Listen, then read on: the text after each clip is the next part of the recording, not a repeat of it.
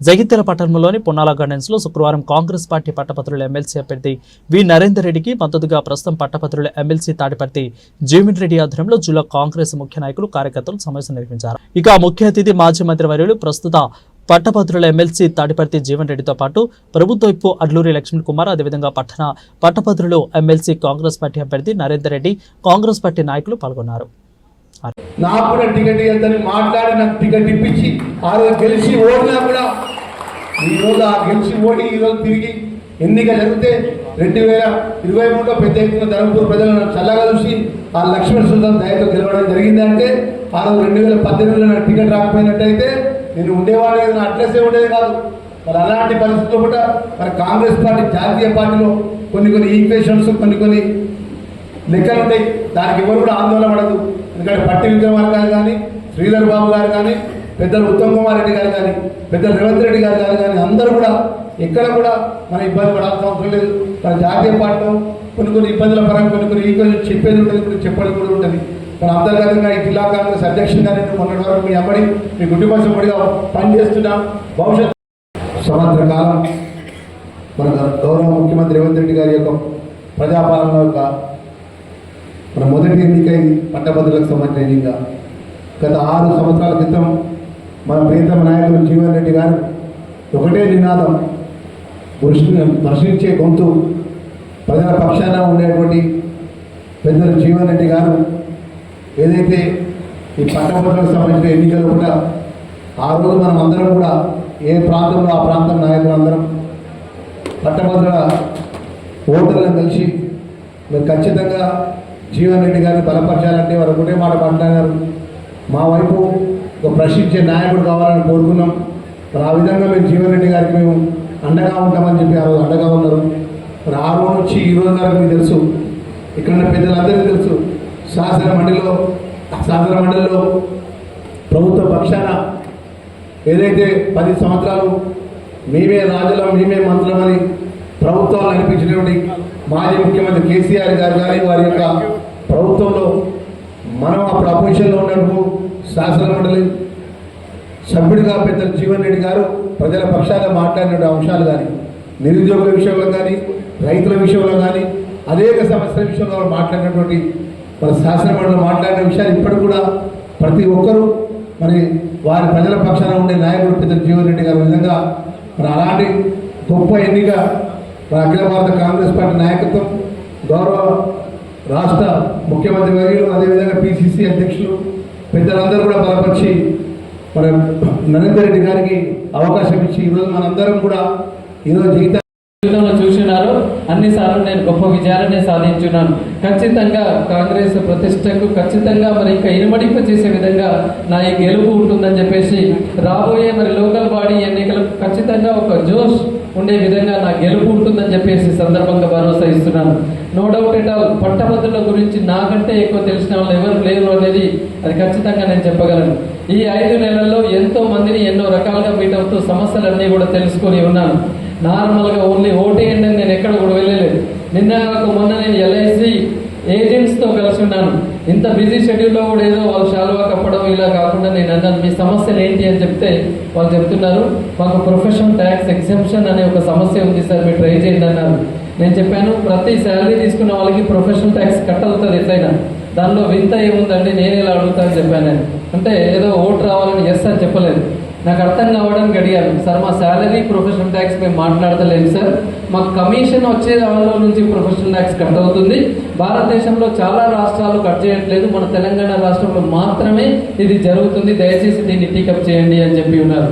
అంటే ఇలా నేను ఎందుకు ఈ ఎగ్జాంపుల్ చెప్తున్నా అన్న జీవనన్న గారి యొక్క పిలుపు మేరకు మీకు ఎన్ని పనులున్నా సొంత పనున్నప్పటికీ కూడా ఏవో పనులు పక్కకు పెట్టి నరేందర్ రెడ్డి గారి యొక్క విజయమే ధ్యేయంగా వచ్చి ఈ కార్యక్రమాన్ని విజయవంతం చేసినటువంటి మీ అందరికీ కూడా హృదయపూర్వక కృతజ్ఞతలు తెలియజేస్తూ ఈ కార్యక్రమం ఇంతటితో ముగిసిందని తెలియజేస్తున్నాను.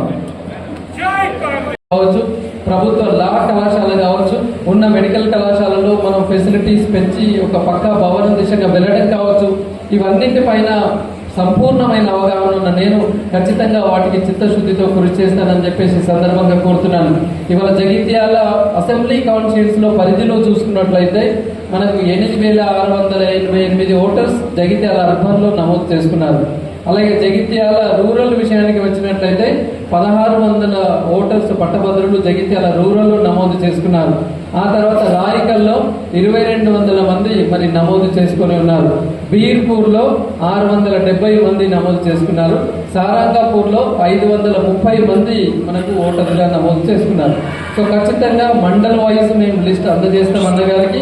అలాగే విలేజ్ వైజ్ లిస్ట్ కూడా మేము అన్నగారికి అందజేస్తాం. ఇంతకుముందు ఒక మిత్రుడు చెప్పాడు మేము ఫోన్ నంబర్లు తీసుకుంటామని. With phone numbers, house addresses అన్ని లిస్టులు మన దగ్గర ఉన్నాయి.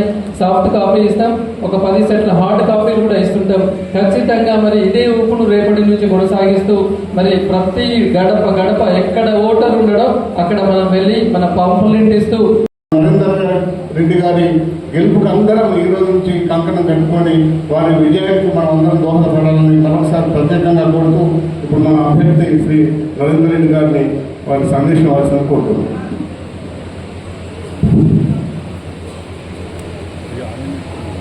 సభకు నమస్తే.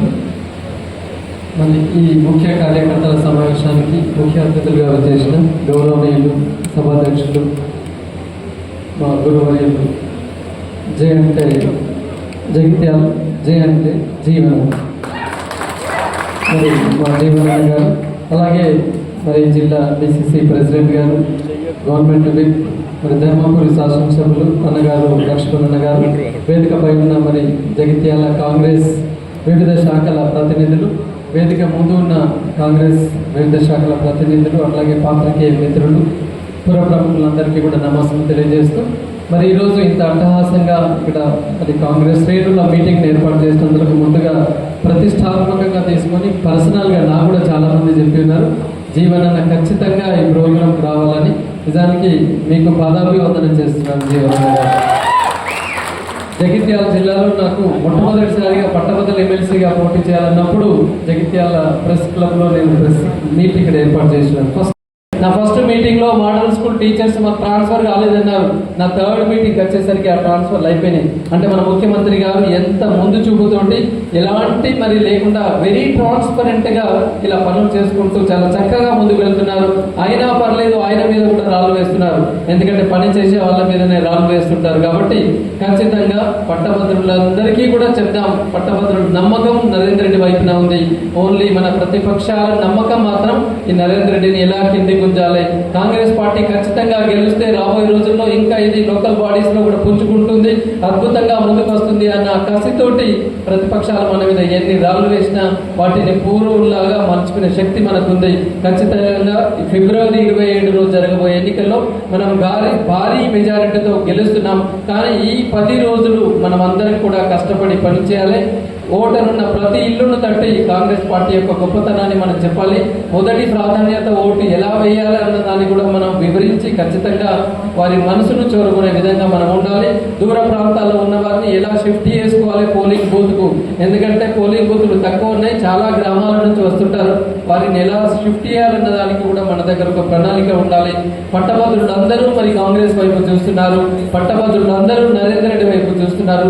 దీన్ని మనం పాజిటివ్గా మార్చుకొని ముందుకు వెళ్ళాలని చెప్పేసి కోరుకుంటూ మరి ఇంత గొప్ప సమావేశాన్ని మరి అన్న ప్రతిష్టాత్మకంగా తీసుకొని ఈరోజు జగిత్యాలలో ఇంత గొప్ప సభ ఏర్పాటు చేసినందుకు మరొకసారి జీవనన్న గారికి పాదాభివందనం చేస్తూ మరి పొద్దున్న నుంచి ఎంతో బిజీగా ఉన్న మరి మాతోటి 2 కార్యక్రమాలు అటెండ్ చేశారు.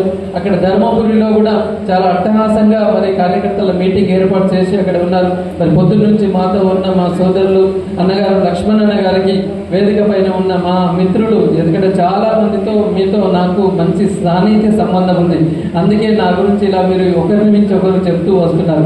అవకాశం ఇస్తే ఇంకా బాగా చెప్పగలరు కానీ సమయ భావం లేదు కాబట్టి. సో వేదిక పైన ఉన్న వారు, వేదిక ముందు ఉన్న వారికి పేరు పేరున మరి హృదయపూర్వక ధన్యవాదాలు తెలియజేస్తున్నాను. Thank you. ముఖ్య అతిథి జీవనన్న గారికి మరియు ఈ ఎమ్మెల్సీ అభ్యర్థి నరేంద్రన్న గారికి మరియు వేదికపై ఉన్న పెద్దలు మరియు ఇక్కడికి వచ్చేసిన కాంగ్రెస్ కార్యకర్తలందరికీ మరియు ధన్యవాదాలు తెలియజేసుకుంటున్నాను. ముఖ్యంగా ఎన్నో విద్యా కేంద్రాలు ఉన్న నరేంద్ర రెడ్డి గారు అదేవిధంగా కొన్ని వేల మంది దాదాపుగా 4,000 మంది ఉపాధ్యాయులకు ఉపాధి కల్పిస్తున్న నరేంద్ర రెడ్డి గారు ఇప్పుడు రాజకీయంలో రావడము అంటే ఆయనకి అన్ని విషయాలు తెలుసు. విద్యార్థులు ఒక పిల్లలందరూ కూడా తన పిల్లలుగా భావిస్తారు. అలాంటి ఎంతో మందిని విద్యావంతులుగా తీర్చిదిద్దిన ఘనత నరేందర్ రెడ్డి గారిని. అదేవిధంగా ఈ విద్యార్థులకి చదువు చెప్పిన విద్యావేత్తలందరికీ కూడా ఇప్పుడు ఒకటి చెప్పాల్సింది, ఆయనను ఒక ఎమ్మెల్సీగా గెలిపించినట్టయితే రాబోయే భవిష్యత్తులో వాళ్ళకి ఉద్యోగాలే కానివ్వండి, భవిష్యత్తులో రావాల్సిన ఫీజు రియంబర్స్మెంట్ మాట్లాడడానికి ఒక అవకాశం ఉంటుంది. అదేవిధంగా ఇంకొక విషయం ఏంటంటే, ఇప్పుడున్న ఎమ్మెల్సీ ఎలక్షన్స్లో మొదటి ప్రాధాన్యత ఓటు వేయాలని ప్రతి ఒక్కరు చెప్తున్నారు. కానీ జీవనన్న అదే ఓటుతో మొదటి ప్రాధాన్యత ఓటుతో గెలవడం జరిగింది. నరేంద్రన్న కూడా గెలవాలి అంటే మొదటి